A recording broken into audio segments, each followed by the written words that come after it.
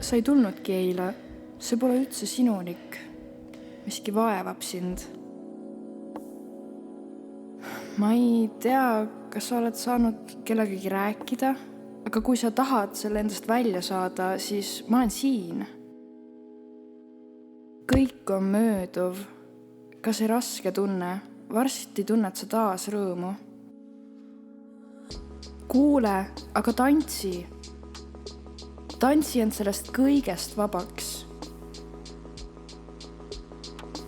Tants toob sind iseenda juurde tagasi.